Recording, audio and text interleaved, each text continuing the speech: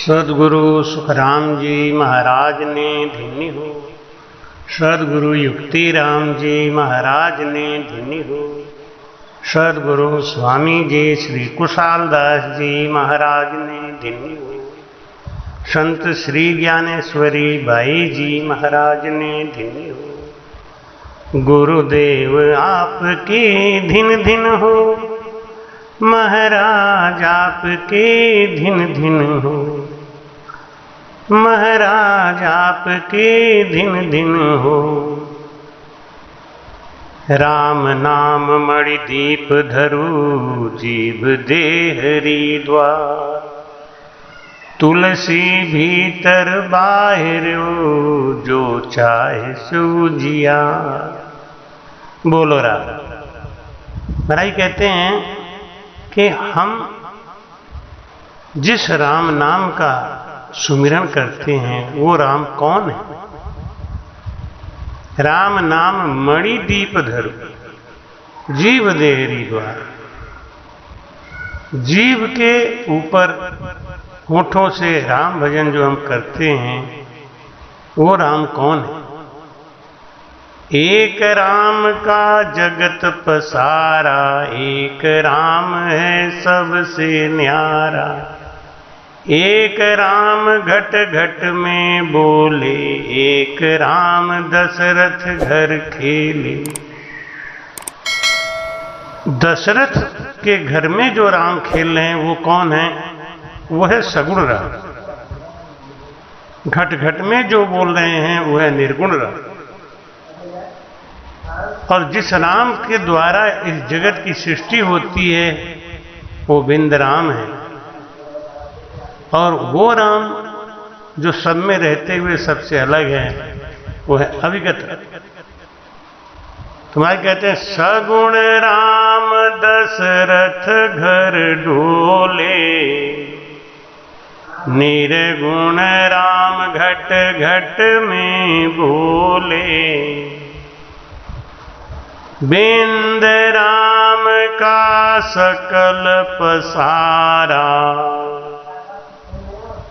अवगत राम सबसे न्यारा। महाराज कहते हैं सगुण राम दशरथ घर डोले, निर्गुण राम घट घट में बोले। बिंद राम का सकल पसारा। महाराज कहते हैं कि बिंद यह प्राकृतिक सृष्टि है और इससे जीवों की रचना होती है। इसलिए जो इस बिंद को बांध के रखता है, सील रखता है, वो आध्यात्म की ऊंची चढ़ाई चढ़ सकता है। चरित्रवान व्यक्ति ही जो अपने बिंद की रक्षा करता है वो परमात्मा को पा सकता है। नाद और बिंद की जो साधना है वो क्या है?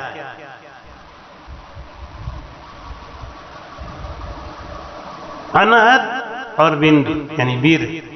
वीर शक्ति दोनों ही साधना के सिक्के के दो पहलू हैं। रज्जव जी महाराज कहते हैं कि रज्जव पारा के खिसते ही नाद निपट घट जाए। अंग अंग बल भंग हुए नर देखे निरताय। यानी बिंद साधना के करते रहने से हमारे अंदर वो प्राकृतिक रहस्य अपने आप खुलने लगता है। परमात्मा को पाने के लिए बिंद साधना की आवश्यकता है। कठोर व्रत लेना पड़ेगा, शील रखना पड़ेगा, ब्रह्मचर्य रखना पड़ेगा। बड़े बड़े ऋषि मुनियों ने बिंद साधना करी। नाद और बिंद की साधना से उन्होंने अपने अंदर वो तेज प्रकट कर लिया। एक करणबंध ऋषि हुए, कबंधी ऋषि। आप कत्य ऋषि के प्रपौत्र थे। आपको प्रचंड वैराग हुआ। संतों का सत्संग करते हुए ब्रह्म ज्ञान पाने के लिए भगवान पिपलादी जी के आश्रम पे आप गए। वहां उन्होंने शील व्रत की बड़ी भारी महिमा सुनी। कबीर साहब लिखते हैं कि शीलवंत सबसे बड़ा, सब रत्नन की खान, तीन लोक की संपदा रही शील में आन। राम जी रही शील में आन। शील क्षमा जब उपजे, अलख दृष्ट तब हो। बिना शील पहुँचे नहीं, लाख कथे जो कोय। राम जी लाख कथे जो को। शील मिलावे राम को, जो कोई जाने राख। कहे कबीर मैं क्या कहूँ, सुखदेव बोले साख। राम जी सुखदेव बोले साख। शील दया संतोष धन, शील दया संतोष धन। राम भजन की प्यास, राम चरण वाके सही। होसी ब्रह्म प्रकाश। आज ये दुनिया प्रवचन में, ज्ञान में और एक दूसरे को नीचा दिखाने की होड़ में लगी है। नाद और बिंद की साधना के बगैर वो चीज मिलने वाला है नहीं। स्वतः ही सब कुछ मिलेगा। ब्रह्मचर्य को धारण करो, स्वतः ही सब कुछ मिलेगा। शील धारण करो, दया संतोष धारण करो। जिसके अंदर शील नहीं, दया नहीं, संतोष नहीं, वो भक्ति नहीं कर सकता। करणबंध ऋषि ने शील व्रत का आश्रय लेकर नाद व बिंद की कठोर साधना आरंभ कर दी। नाद यानी अनाहत ध्वनि व बिंदु यानी वीर्य शक्ति, दोनों को पकड़ के रखा। भाई कहते हैं सद्गुरु द्वारा प्राप्त ज्ञान से श्री करणबंध ऋषि ने नाद व बिंद की कठोर साधना करके अपनी काया को स्थिर रखा।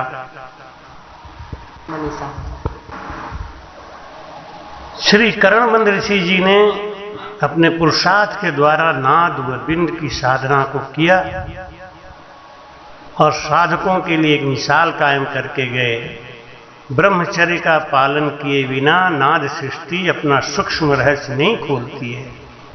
अतः ऐसे परम पुरुषार्थी कबंध ऋषि जी को हम कोटि कोटि नमन करते हैं। और आपसे सबसे आग्रह यही है कि ढोंग आडंबर को छोड़ते हुए, ऊपर चढ़ते हुए केवल शील, दया और संतोष इसका पालन करें।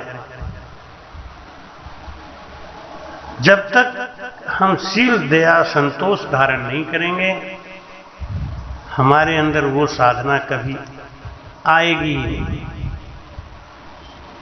इसलिए महाराज समझाते हैं कि अपने अंदर ज्ञान को धारण करके और अपने से लड़ना सीखो।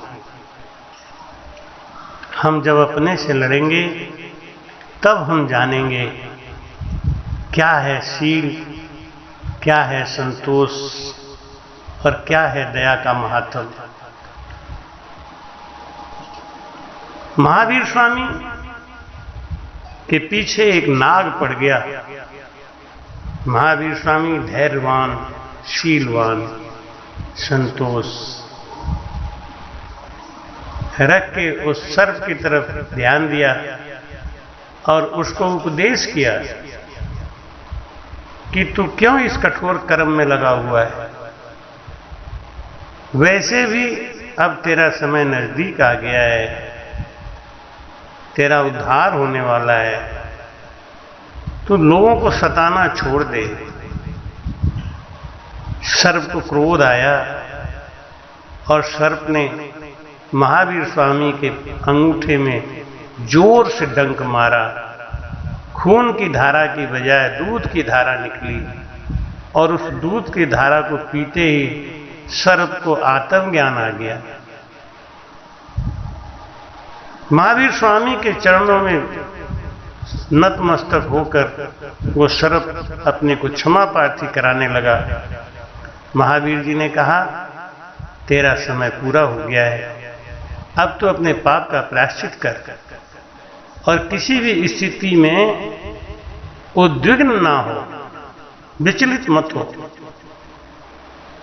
कैसी भी बुरी से बुरी परिस्थिति आए उसमें शील, दया और संतोष रखो। सर्प ने अपना आधा सर बांबी में डाल दिया, बाकी पूरा शरीर बाहर निकाल दिया। 15 दिन तक उसको चींटियों ने खूब दुख दिया, लेकिन वो केवल यही सोचकर कि मेरा प्रायश्चित है और मेरा कर्म कट रहा है, तो सर्प ने कोई विरोध नहीं किया। 15 दिन बाद उस सर्प का योनि छूटा और दूसरे जन्म में वो साधु बना। साधु बन के आत्मज्ञान धारण करके और कल्याण को प्राप्त किया। तो हमारी कहते हैं कि महावीर स्वामी जैसा धैर्यवान, शीलवान, कर्मबंध ऋषि जैसा धैर्यवान, शीलवान बन के ही हम उस परम पद को प्राप्त कर सकते हैं।